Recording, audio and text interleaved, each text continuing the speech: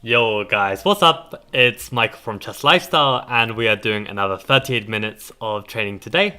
And I realize I always forget to update this, so okay, I can't be bothered to update the training, but we are up to 2,305 subscribers, so we are definitely firmly within the realms of FIDE Master, which is pretty great. And probably, we are approaching the 39-minute mark, so that means we have to do more training very soon. Thank you so much, Milora, for the congratulations. Yeah, honestly, it was such a grind to get there, and I knew like my schedule is gonna get quite busy in a few weeks, and I was like, yeah, I need to, while the momentum is high, I actually need to do this. Yeah, but yeah, thank you. Appreciate it a lot. And yeah, actually, before I get into the training today, as you can see, I've set the timer to 42 minutes, so I've still got a few minutes to kill. I wanted to just say that I found out recently, and actually I should shout out, I believe his name is Nikhil Dixit. In any case, I think he's this IM or GM I subscribe to on LinkedIn. And I really should know his full name because we literally just spoke on email, but yeah, he like recommended some like YouTube channels in his recent newsletter, which I subscribe to, and he mentioned that Killer Chess Training actually has a YouTube channel, and I knew that this was an academy, but I didn't know they actually uploaded some of their content. So I think if you fancy training some more chess, then maybe actually doing some of this could be good. And actually, to be honest, if there's calculation videos here, which I believe there probably are, maybe we should actually give them a go, right? Advanced calculation 2 with Jakob Aagaard, and we can give this a go. I mean, I plan today to do some more chess mood tactics actually, because I think like to go hardcore into calculation right now, like just after like a celebratory day, and now like it's near the end of the day, it's really insane, I think, to do some hardcore calculation. But yeah, I thought like I never trained tactics properly. We've done the first 10 sections. How about we just try and get to the end of this and make sure we've covered every type of tactic and we're seeing them very quickly. So I thought maybe we can continue this journey, and I believe we're on Discovered Attack next. So I'm not sure what you guys would prefer. But I think we'll start with this at least, and then we'll see. Also, congrats, Tricky, reaching your peak record. What rating is that? Let me have a guess. Actually, no, if I guess, that's really mean. Because if I guess, there's no winning. If I guess too low, it sounds bad. If I guess too high, then it's like demoralizing. So yeah, I won't guess. Just tell me. What was your peak rapid? Yeah, I think let's do some of these. So what it recommends on Chess Mood is just skip to the test, and I don't really understand how it shows like tactics and then test. Maybe tactics are like just some bonus and they're slightly easier. Let's do the test, and then we'll if we can't do all of it, we'll delve back in. Okay, champions, the examples from the previous video were not very simple, and it's totally fine if you didn't solve them from the first try. In this video, in the test video, the examples are gonna be easier. Okay, but examples are gonna be easier then. Okay, let's go back to the tactics, and for the future ones, we'll just do the tactics as well. Why not?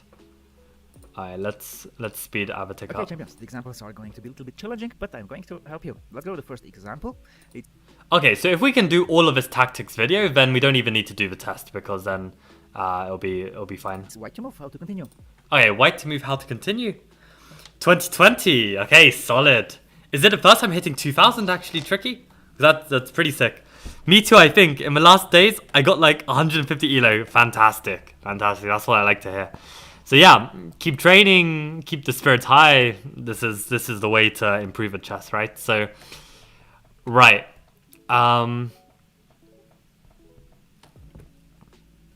White to play.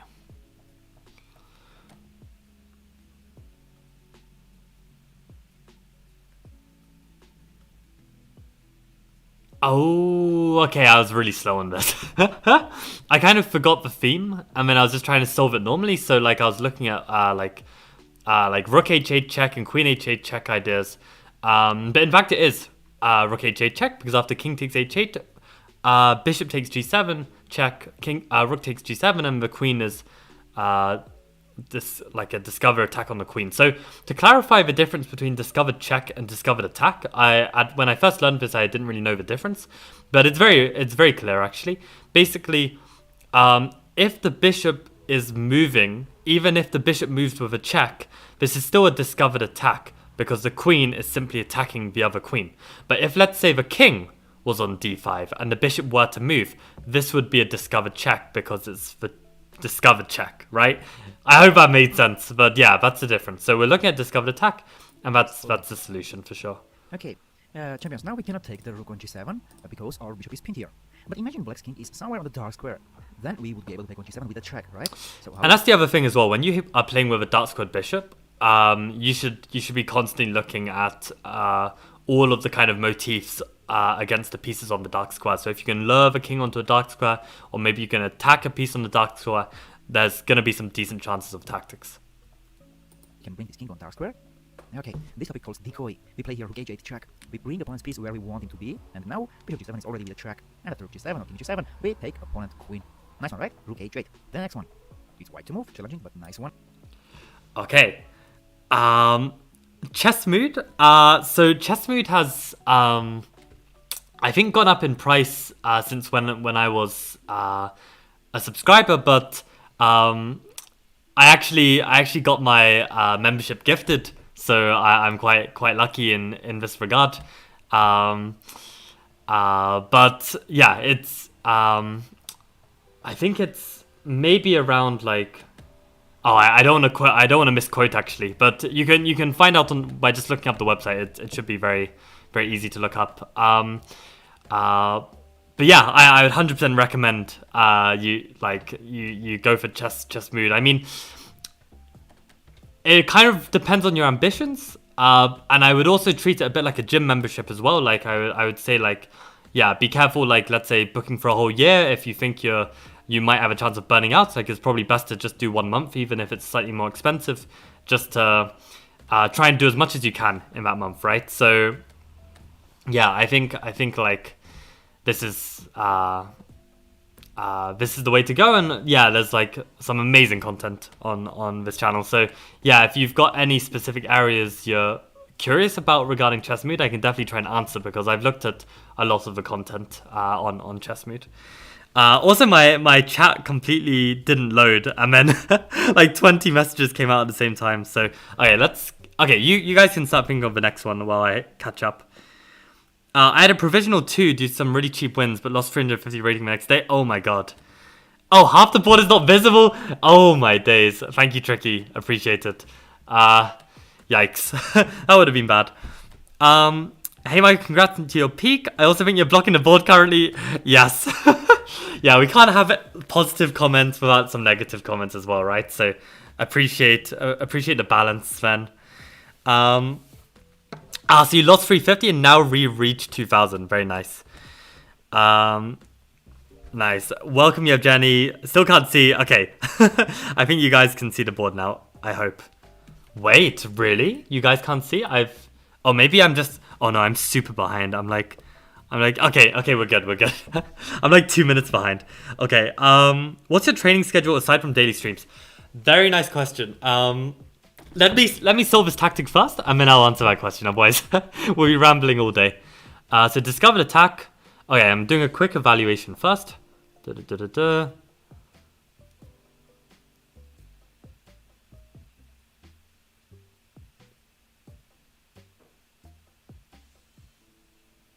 Ah, that's cute. Oh, that's really cool. I would never see this in a million years. So I'm very glad that we're doing these tactics, because I'd never see this. So I'll wait till someone gets the answer in chat, and then I'll reveal. While you guys are thinking of the answer, wait, I need to get live. Hold on. Yeah. Your friend gifted you 1 month free and you didn't do anything? Bro, Melora, you missed out on the chance of a lifetime. Aye. You gotta take these gifts. Like when they come your way, you gotta milk them. Yeah. Um. Okay, so to reveal the answer, basically at first glance, I mean, material-wise, we're one pawn down, and okay, we've got some scary knights and a queen against his king, and there's like no knight on f6, so you know, like the defense is slightly shaky. But still, it doesn't look like the pieces are coordinating that easily, right? Like, you know, let's say you play knight g5, black can always play h6, it's not the end of the world. However, the thing is, when you look a bit closer, you realize that, wait, there are some loose pieces over here, this queen in particular, and then you realize you can play the move knight f6 check, threatening mate, so the king can't just move because of queen h7, and if g takes, then we've got the beautiful move queen g3 check, with the purpose that after the king moves, we can play knight g6 check, and be very careful not to play knight f7 check, because then queen could take on f7 and everything would be lost. So you have to play knight g6 check. So that's why I wanted someone to give an answer, because I wanted to see if anyone made this knight f7 mistake, because it's very easy to just say, oh yeah, I've got the theme, and you kind of don't look too carefully. So yeah, Yevgeny, not knight takes f7 in capital letters, fantastic. Yeah, and all of you got the knight g6, fantastic. I didn't like his eyebrows, that's why. Yo, so you don't like my hair, Milora, and you don't like his eyebrows? Like, I guess this is what we were saying, right? We need like a balance of negativity and positivity, so... And after g6, we set up a t13 gauge 8. What we do? f7, polygon the check, and next move we win that one. Way how to win. Okay, so before we do the next one, let me answer Arjun's questions. So, what is my training schedule aside from daily streams? So, right now, literally nothing. Like, that's actually not true. That's actually not true at all. So, I don't know why I said that. I think when you say daily, it's in my head, it's like something I do every day. So, apart from this daily stream, I don't do any other chess thing every day religiously. But I do have a couple friends I'm training with. And we do one friend I'm doing mostly Dvoretsky with, but sometimes we do something different. And then another friend I was doing some beautiful endgame studies with, but we're probably going to switch it up to Davrin Kuyasevich's book, which is on how to train chess on your own, like this famous book. So yeah, like I have like maybe once every week or once every 2 weeks kind of plan with these friends, which is quite chill, just to do something together for fun. But yeah, in terms of like hardcore training, like really nothing right now. And I mean, the biggest part was probably just like the grinding, like online, like the rapid. This was big because I mean, you know, to beat these guys and actually gain rating, it's like you really have to focus, you really have to calculate, you really have to take it seriously, and this is like really good training as well, right? Like I don't know if you call it training or you call this part playing, but it's still training, right? It's still improving and practicing your chess. So I think this was a big thing as well. And finally, also I'm writing my chessable course, right? Which I've been very secretive about because I kind of want to leave it as a bit of a surprise, and then yeah, hopefully it takes off. I mean, I think like the chessable team and everyone who has like had a chance to read some of it, like they're very optimistic about like how it's gonna go. So I really think it's like I'm really trying to write like the best opening course I can offer.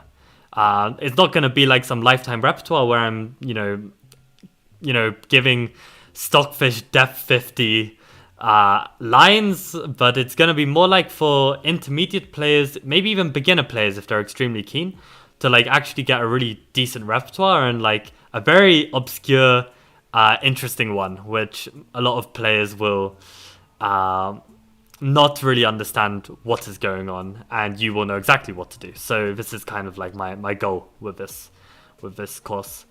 But yeah, on that note, let's try and solve this. And yeah, and the other thing as well, like when you achieve a goal, I think, so for me was this 2500 rapid, I think it's a really good idea to just like take it chill a few days. So that's why we're just, chilling out, doing some like nice, easier level calculation rather than our like, I don't know, chess neurons or these pass pawn tactics or even puzzle streak. Like, just, yeah, have a day of doing a little bit, every little bit helps. So,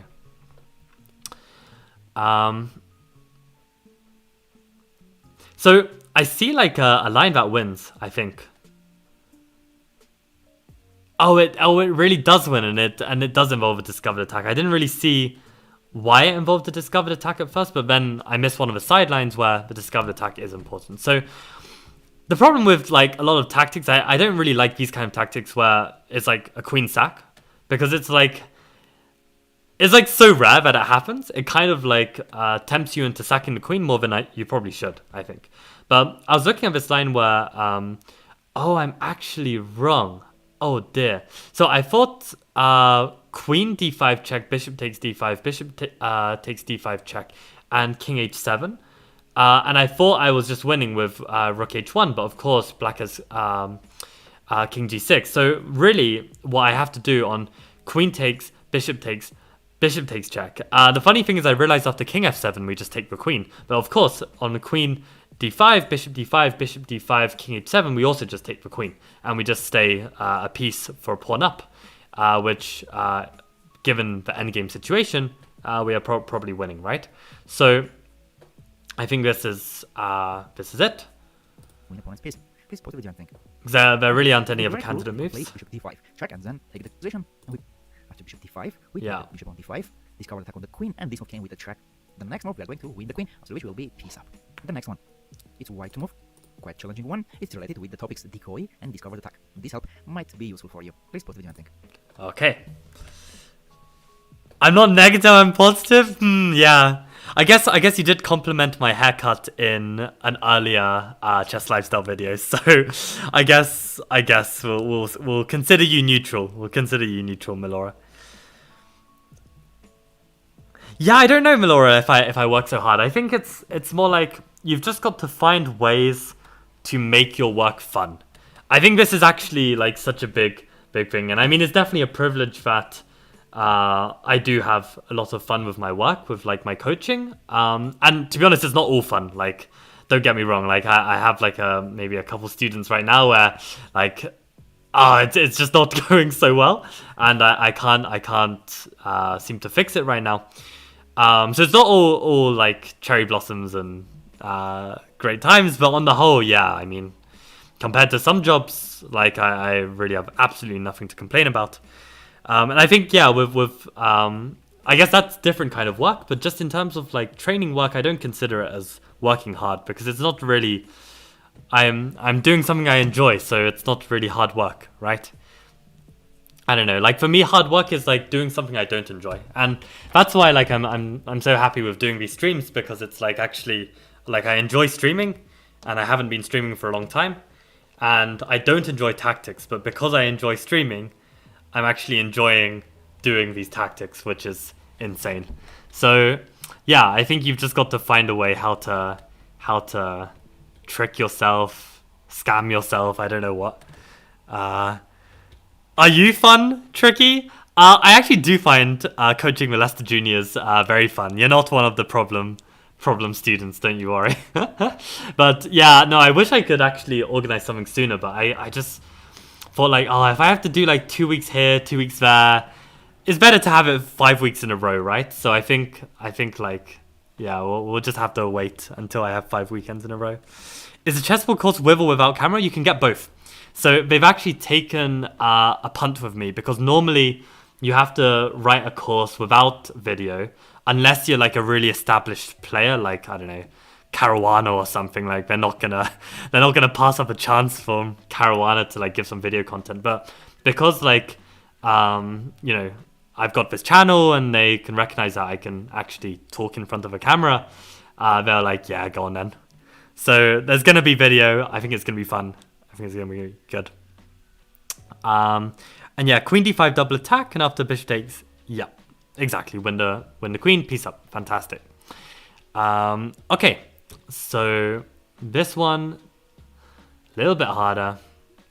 What to do? So again, always evaluate the position. Like never just start jumping into tactical themes, because you might miss something, right? Like just because it looks almost identical to something you've solved, it might not be. There might be a crucial difference, so you have to evaluate.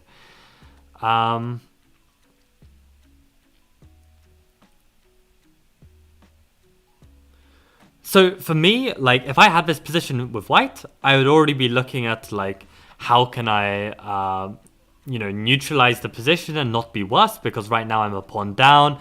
These connected pass pawns on the queen side could be very dangerous. I don't really believe in my attack.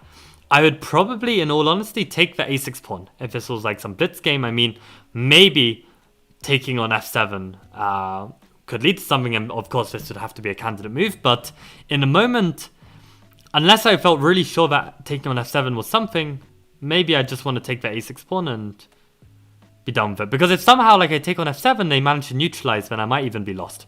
So like I just wouldn't want to take the risk. That's my thinking. But okay, let's have some candidates. So rook takes a6, I guess, but not really, because we know it's going to be something more than that. Rook takes f7. I mean, rook takes a6 should be a candidate, though. That's what I'm saying. So rook a6, rook f7. I guess taking on e8. Maybe taking on g6 with check, even though that looks way too wild, so we can dismiss that already. So I guess let's start with rook takes f7. Maybe we'll see another candidate on the way. And I guess the issue there is rook takes e5, because if queen takes e5, king takes f7, and we just lost a rook. So rook takes f7, rook takes e5. Do we have anything here?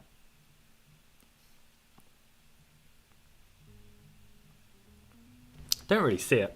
I don't really see it.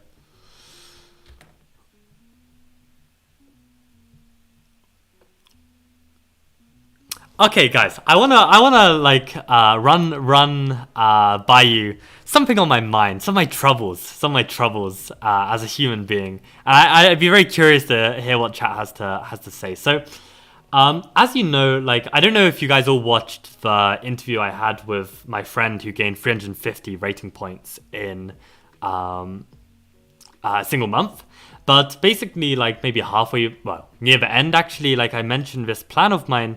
Where I'm planning to basically move to Asia, right? Like when my contract runs out, I'm going to move to Asia and basically live for cheap, hopefully keep my English wages, live like a king, and hop around between countries, because I would rather not have the faff of applying for visas, and you can basically just stay as a tourist. I don't even mean a tourist visa, I just mean stay like under 90 days and just like jump from country to country and just, stay in like some cheap accommodation, teach my chess lessons, and yeah, enjoy good food, good weather, good times, right? So I've been very, very hyped about this for like a while, and I've actually booked my flight tickets already.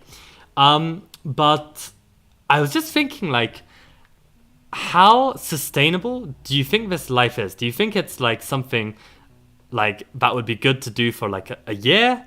Or are we talking about a few months? Or are we talking about like multiple years? Like where would you consider this kind of life to be? Like, is this indefinite? Like, is this just like, never ever come back to the UK after like experiencing like this kind of paradise, right? And I think for me, like for a while, I was thinking like, yeah, this should be like some indefinite plan, because like, why wouldn't you just want to live a better quality of life for less and save money and like eat amazing food and have great weather? Like, like why wouldn't you if you could, right? But I think for me, I'm at the point where like I'm not too interested in like making more friends. Like I probably will, but like it's kind of effort to like make friends to like a close level compared to like your close friends who you've made already. And to be honest, like I feel like I'm in a quite privileged position again, that I feel like I've got some close friends that I care a lot about. And yeah, like do I really want to be making a bunch more on the other side of the planet? And it's like at some point I think like I'm gonna like feel like I'm missing out on something if I'm just like doing my own thing, reading books every day and like studying some chess and just being quite introverted. Probably I'll feel like, yeah, maybe I'm missing out on stuff with friends. So I think this is like a consideration, but at the same time, like, I don't know, like are the friends really worth it? Like, should I just stay out here forever and I can just force my friends to like come fly over and visit me, like if they really miss me that much? So, like, I don't know. I'd be very curious to hear what you guys think, but Yeah, that was just an interesting thought that popped into my head today because I haven't had any doubts about it until today, actually, weirdly enough. But yeah, that was a nice little tangent, and we're gonna try and solve this exercise before I check chat and see what you guys think. So yeah, rook f7 was met by rook e5, and that feels a bit off. So again, rook takes a6 would definitely be my move, but clearly there's something more here.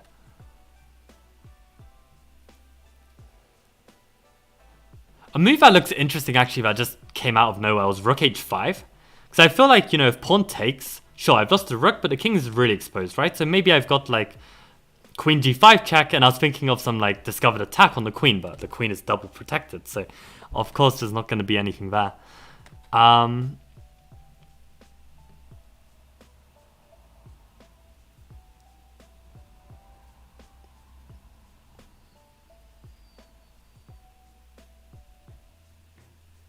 If only there was a way like to play rook takes f7, rook e5, and rook and queen f6, right? Or something like this, but it doesn't seem to be a way to bring the queen in without it getting traded or hanging the rook.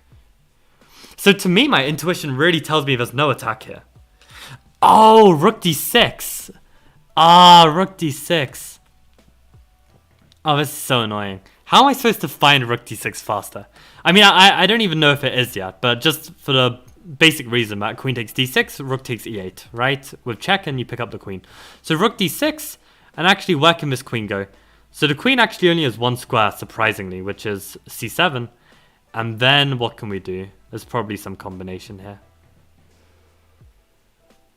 Oh yeah, rook takes e8, rook takes e8, rook takes g6, and you pick up the queen. Fantastic. Wow. Wow, wow, wow. So rook d6, how am I supposed to see that?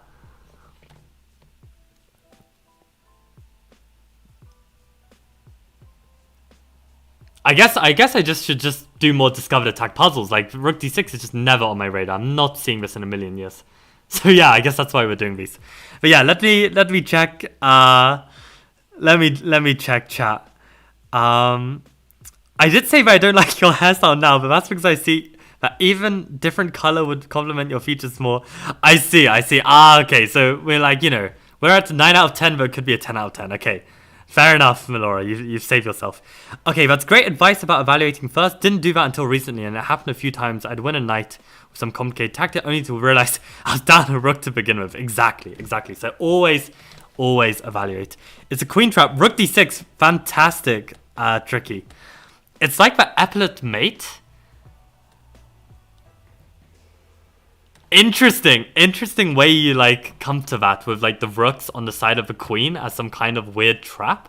In a way, yeah, like the queen is kind of restricted left and right, and this is tough, right? So yeah, that's a nice spot. Welcome, Gabrielle. Are you new to the stream? Sorry if you joined the stream and I was just like unloading some like non-chess content for you, but yeah, I hope you're doing well and welcome to the chess lifestyle. Maybe you'll find some Asian babes so you won't be lonely. Maybe I will, Melora. Maybe I will. So that could be fun. I feel like a genius. He doesn't even see rook d6. Honestly, Tricky. You're good. You're good. I'm sure he will eventually. Yes, exactly. Jokes aside, I think you can try for a month or two and see if you truly enjoy that lifestyle. You can always come back home. That's very true.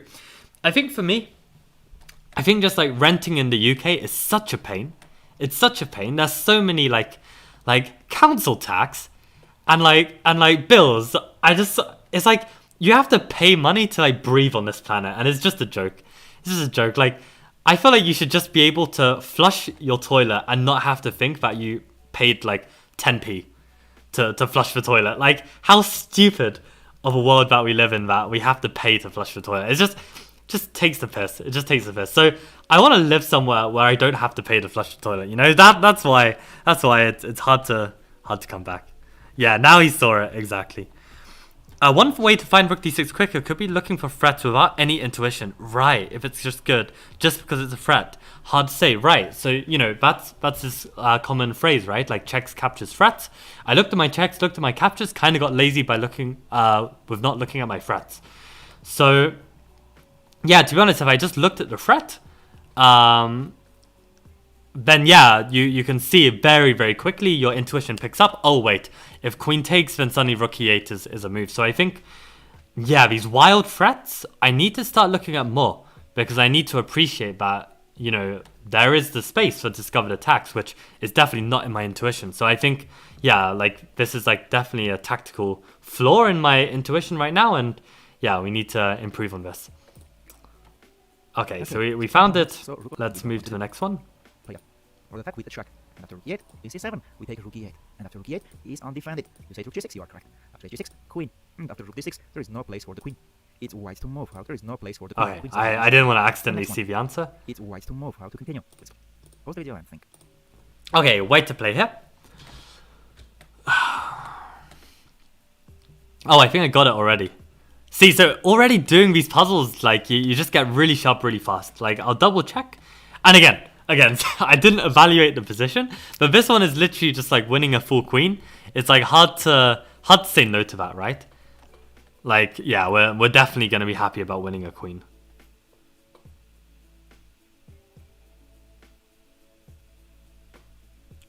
But weirdly enough, I feel like I've seen this puzzle. That's like, I don't know, like how many years ago, but it felt like just really quick to me, which is weird. I don't really know why. Like, maybe I've somehow seen it before. I don't know. There's just one line that I'm trying to see, but it's still good. It's still good for white. I don't need to calculate it. So yeah, point is, we should look for our checks. This one is much easier. Bishop e5 is just a simple check, not even a threat. So just a check. And the point is that, yeah, if the rook were to block, then we can take with the pawn and happy days. And if the pawn were to attack, well, then now we can take on a7 with a discovered attack on the queen on g6. And yeah, we've given up a bishop, we've given up potentially a pawn. Actually, no, we're not even giving up a pawn because the rook can't take because of mate.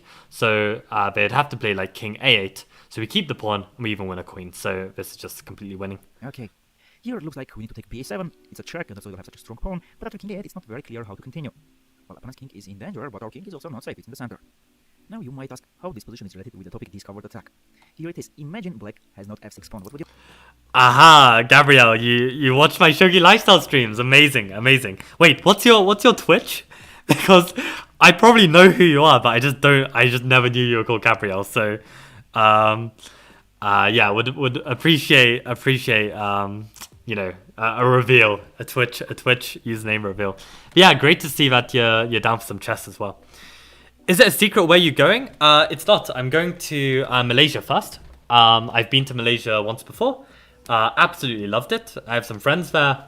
So yeah, that's the other thing. I'm not going to be completely lonely. I've got like a couple good friends in Malaysia actually. So yeah, it should be fine. And actually, speaking of Malaysia, yeah, there's actually a huge shogi community. So you know what? What am I doing? I'm gonna make a note. I need to contact the shogi community and let them know that I'm moving to Malaysia. I've forgotten to do that. Shogun community, Malaysia. That's gonna be funny because like there's a big like shogi community in Malaysia who know me through my streams. Gabri House, I don't know if you knew me as Capivara do Brazil on 81 Dojo. Yeah, I think maybe we've played even. I definitely recognize the username, so that's cool. Yeah, I have a feeling you're like maybe 1 or 2 down or something, but maybe I'm mistaken. I don't know. But yeah, welcome. But yeah, no, I need to let them know. Yeah, no, I'll message them later. But yeah, we got this one. This was all well and good. This one was quite easy, I think. Okay, let's make sure. Nice and at the same time challenging. Beautiful. The next one. Very interesting, nice, and at the same time challenging one. It's white to move. How to continue? Please pause the video. Okay, challenging and nice. That's what we like to see.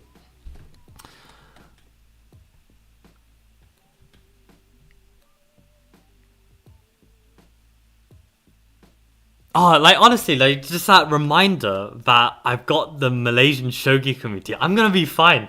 Like literally, it's gonna be a good time. I'm gonna be so happy.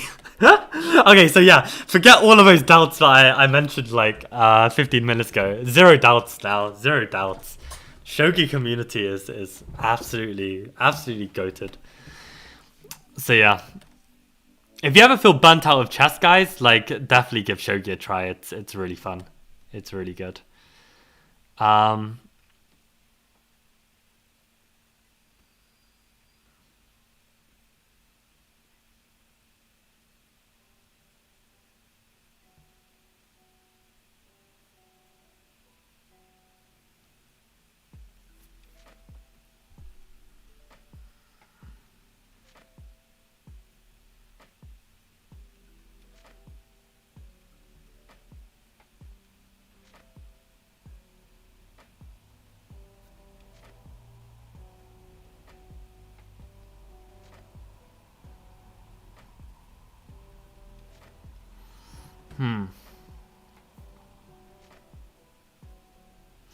okay, so again, stupidly, I'm just looking for like themes I'm not properly calculating, right? So the best thing to do in a situation like this is just calculate. So first we must start with an evaluation.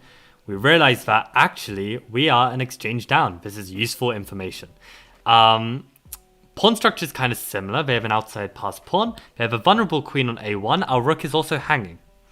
So interesting to note. Queen and bishop are on the same line. So we've got some, and the knight is on g5. So yeah, we've got some very active pieces. And then candidate moves. So of course queen takes h7 has to be one. Knight takes e6 is not forcing enough for me, so I'm going to dismiss this immediately.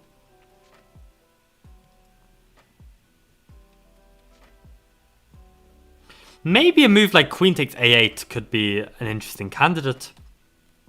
And actually, the more I look at queen takes a8, that looks fantastic.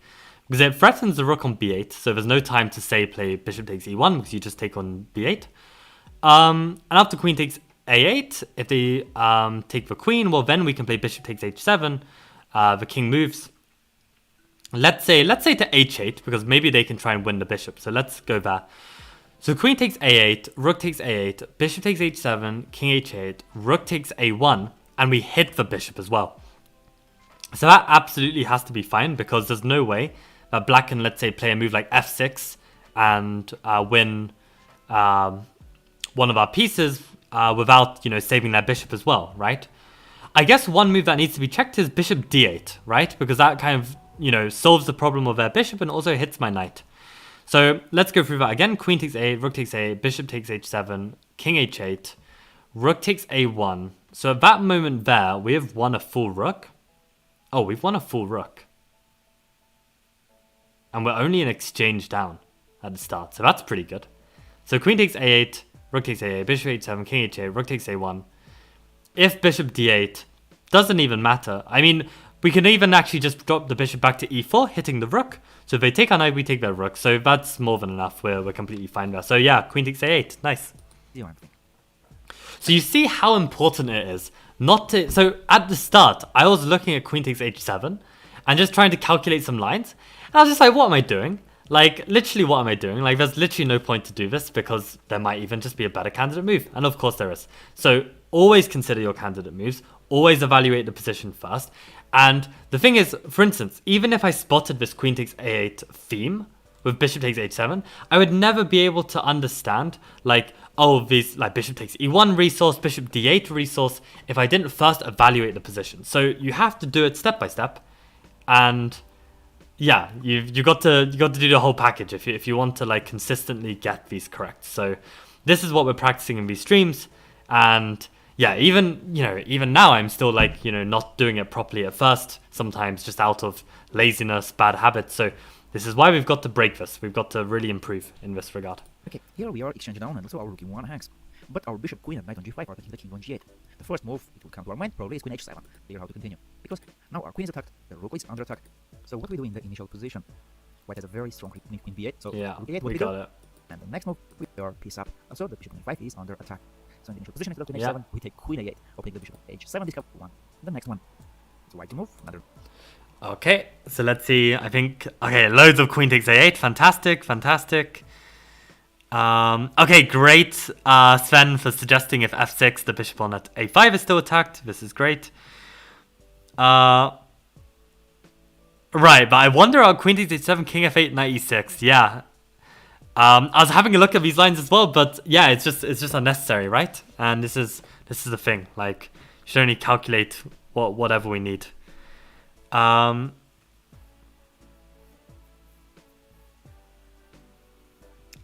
does evaluation mean? Oh, fantastic question, Melora. And yeah, please, if you have any questions about like some chess terminology that I'm using, please just ask, because yeah, it's really essential. So evaluation is basically a preliminary stage to calculation, but it's more than that as well. Like sometimes you can, evaluation is its standalone thing.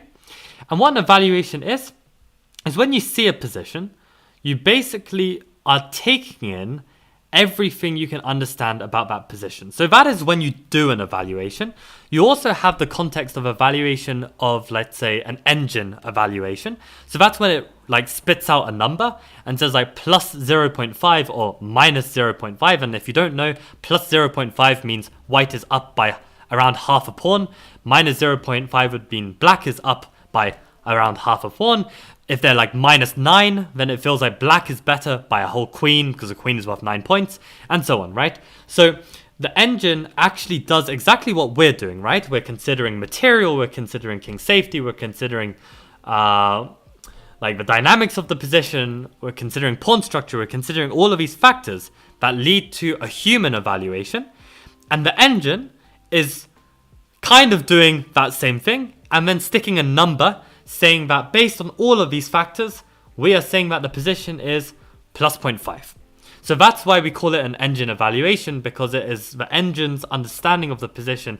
It is just that good or just that bad for one side. And we are not engines, so we can't evaluate in the way that engines evaluate, but we can use very human methods to determine, are we better, are we worse? But to me, an evaluation doesn't even need like a definite conclusion to if we're better or worse, because sometimes better or worse can be to do a very concrete factors of the position, which an evaluation might not be able to distinguish at first. So to me, an evaluation it's already good enough just to have like a full understanding of the position. Like, let's say you read a book, you don't necessarily need to have a conclusion whether the book was good or bad, but you've read the book. So you need like understanding is kind of an evaluation to me. So I hope that's like the most detailed answer of evaluation you've ever had, and I hope you find that useful. Right, so okay, discovered attack.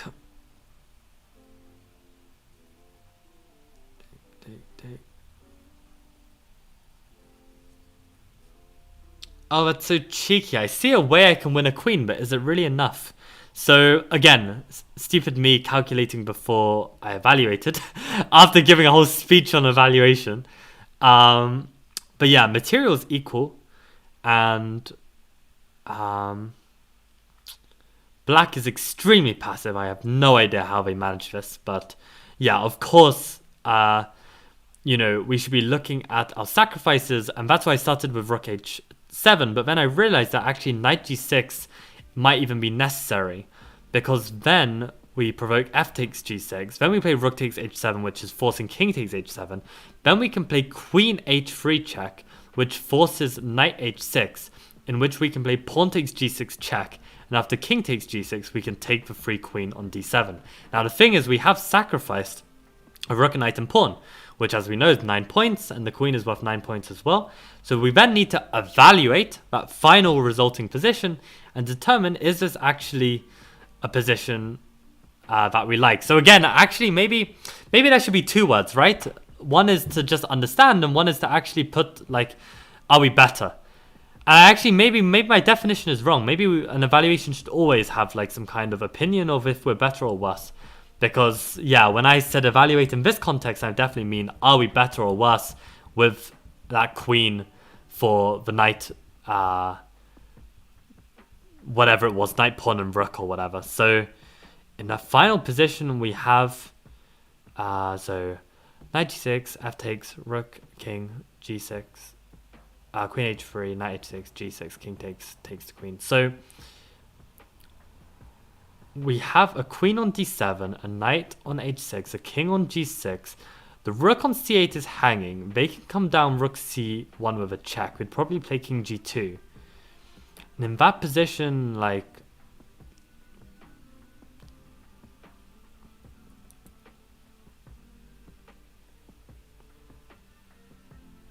I don't know. I would fancy the queen, given how exposed the king is, how loose the rook is on c1.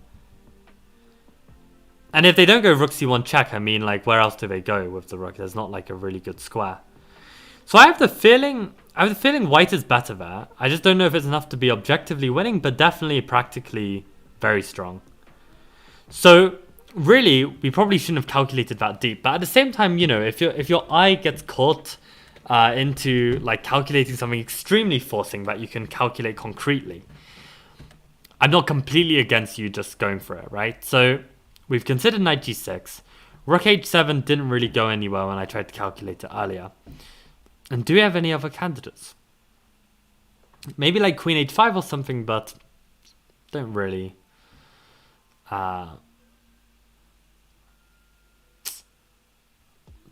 Yeah, don't really believe in it. So I think we should just be happy, and I think we just go for this. This is what my thoughts would be. So let's see what everyone's saying. Stream is running low? Well, what does this mean? Or is it like it's lagging or something? How do you count so fast? To see if we are piece up or down. Yeah, I don't know. Like, I think it's just... you remember the blind tactics we did with Lee Study? It's like being able to visualize that final position. You can basically do a quick count. And I mean, luckily the chessboard is always the same. Like, screw this chess 960 nonsense, like freestyle chess or whatever. Yeah, like, you know, we have intuition of where the pieces are and where the pieces should be and how the pieces move and how the pieces flow. And that makes it much, much easier to visualize and calculate. And chess 960 throws all of that on its head. So I really feel bad for Ding, right? He's on 0 out of 4. And he's probably a guy who just is better at chess. Like, his skills are probably just suited to being a better chess player. He's bloody world champion. And he's getting rinsed online for, like, you know, being lame for being on 0 out of 4. It's just a different game. Like, leave it out. It's like, you know, if they all played checkers and Ding was on 0 out of 4, it's like, you know, it's just a different game. Like it's unbelievable the amount of hate that, not even hate, but just like, if I was Ding and I opened my social media, I'd hate my life. I'd be like, why did I sign up for this? I mean, if I was Ding as well, like I probably like, why you're world champion, man. Just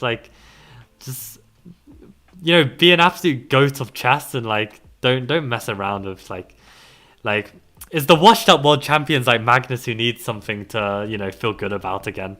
So, you know, I'm actually kidding, by the way. Magnus is obviously not washed up and he's obviously like still the absolute GOAT, of course. But yeah, like Ding, he's got nothing to prove to anyone. Just play more chess. Enjoy it.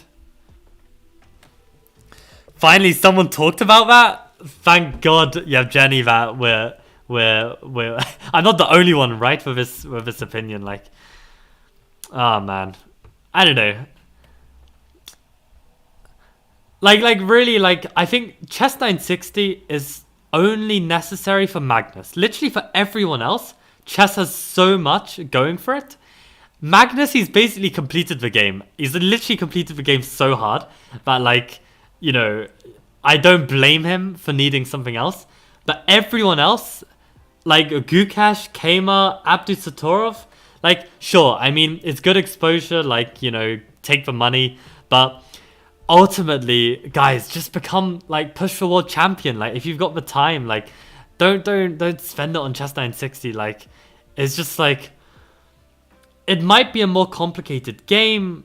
It doesn't matter. I mean, you could make chess more complicated by making it on a 64 by 64 square board. Like, that doesn't make it a better game. It's just like, chess has everything it needs to be a fantastic game, and we don't need we don't need like freestyle chess or something.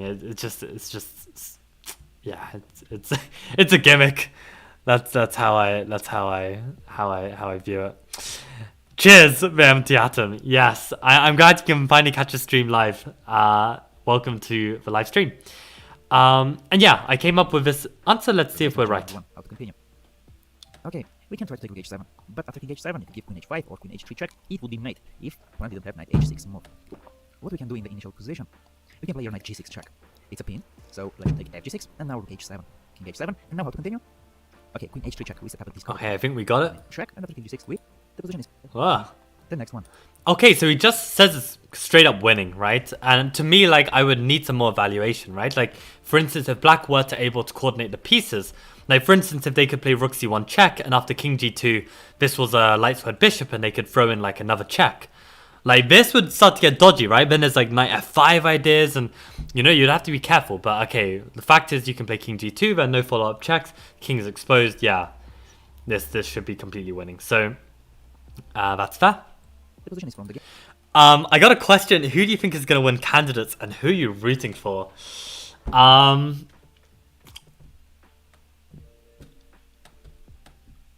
God, who is even in the candidates? So you've got Fabiano, you've got Nepo, you've got Firouzja. I just laughed because of the way that he got in. It was just hilarious. But also, literally nobody can say anything about that whole situation. Firouzja is just playing the system. FIDE need to up their game if they want to stop this stuff. And the way they were trying to stop it was just such a joke as well. And, like, Dominguez should be absolutely furious with FIDE as well. Like, honestly, FIDE is just a joke. FIDE is just a joke. But anyway, we've got Firouzja, we've got Nepo, we've got Caruana. God, this is a real test. Who else is in there? We've got Prague. We've got what's his name? Abanov. That's how irrelevant he is. I'm sorry if, you know, Abanov is watching this stream. He's not even called Abanov. What's his name? Sorry, he's just really irrelevant, right? He had one good tournament, and like I would be really upset if he won the candidates. So I'm just gonna forget about him. So we've got Nepo, Caruana, Firouzja, Prague, Vidit. Vidit's an interesting one. And there must be two more. Who am I forgetting, guys? Who am I forgetting?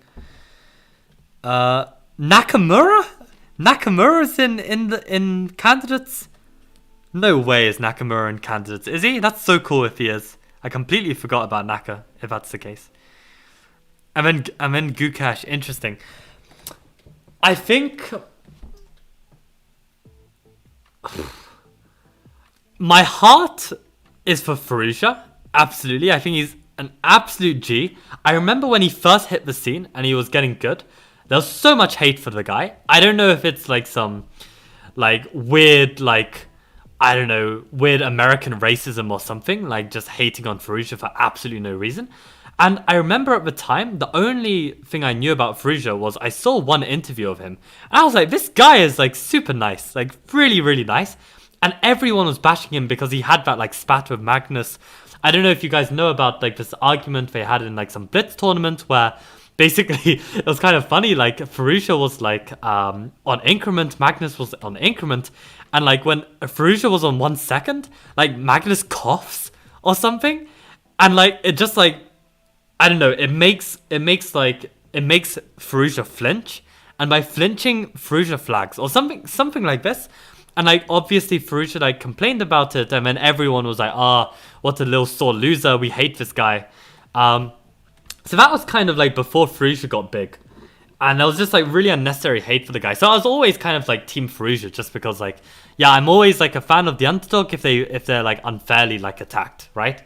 So that's like where it started for me with Firouzja. And then obviously just what a legend. Just like, I mean, I think for me, like the first time I really fell in love with Firouzja was just like, I think it was like the FIDE Grand Swiss, where he played a tremendous tournament. I think he like kind of petered out at the end, but he was on like 9.5 out of 11 or some shit against like literally the strongest players ever. Like, so okay, there were a couple like 2600s, but these were like promising 2600s. Like, it was just insane. So like, yeah, he was just killing it.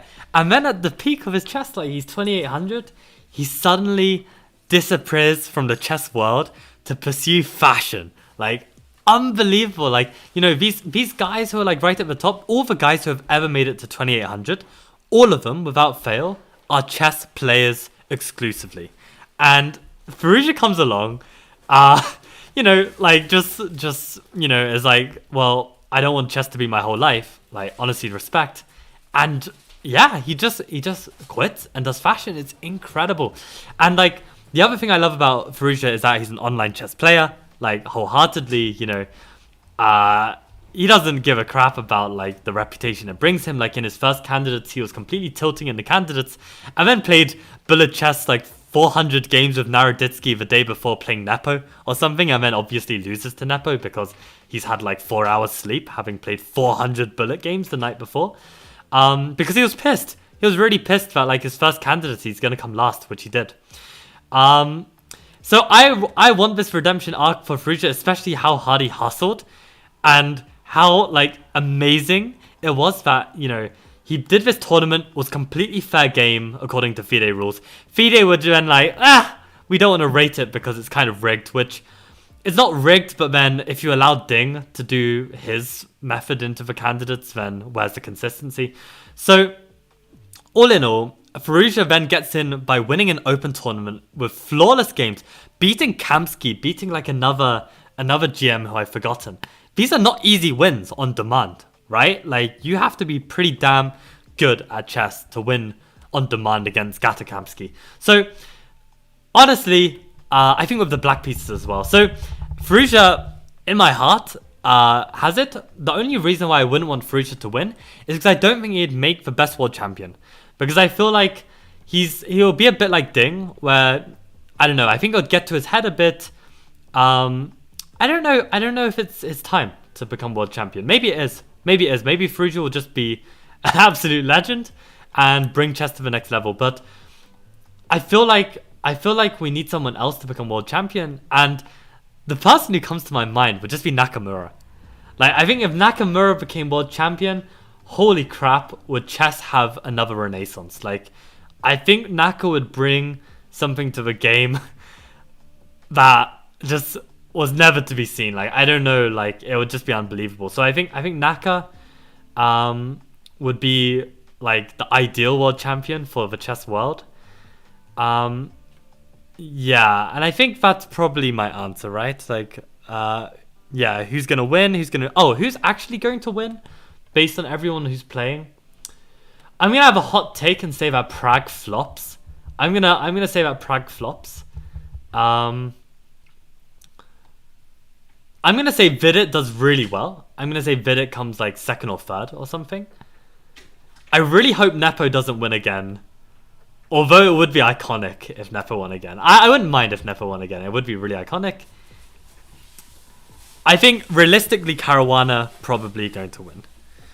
What American racism? I am American. What I meant by that is kind of like, you know, like the tensions with Iran and how Firouzja was Iranian, and basically everyone was like, I don't know. It felt like unfairly abusive and attacking when people first like took their first opinions of Firouzja, and I can't really see why, right? Like, you know, if maybe people hadn't seen anything positive from him and just decided to hate him for that one Magnus thing, but even then, like, I feel like most people wouldn't get such hate, right, for just, you know, having a dispute with Magnus. So I don't know if you guys even followed like that, or if you feel that maybe I'm exaggerating the situation, but I don't think I was. Like, I think, yeah, it just felt really unfair, like how much hate basically Firouzja was getting at that time. So yeah, that's my take. I think it's just me, but I'm really curious of what would be Magnus's reaction if Nakamura becomes world champion. Exactly, right? I think Magnus wouldn't stand for it. I think he'd have to like compete again, because if Naka was world champion, like, yeah, no, Magnus would be pissed. Guys, I know we haven't even finished this Discovered Attack, and Yevgeny is like just already giving the answer. I actually think I have to go. I have to prepare my lessons for tomorrow morning. And yeah, we are well over our 37 limit. I will continue this tomorrow. It's a Saturday, so I'll probably do it sometime in the morning after my chess lessons. So we can expect to resume maybe around like noon kind of time, probably. So I will just leave everything as it is. I won't touch it, and we'll continue this tomorrow. But I have to go, guys. Thank you guys all for watching. And yeah, I'm glad to hear everyone's making progress. And yeah, I'm definitely gonna message the Malaysian shogi guys because yeah, I just completely forgot, which is kind of bad, which is really bad. But yeah, thank you guys all for watching, and I guess see you in probably like just over 12 hours. And on that note, adios.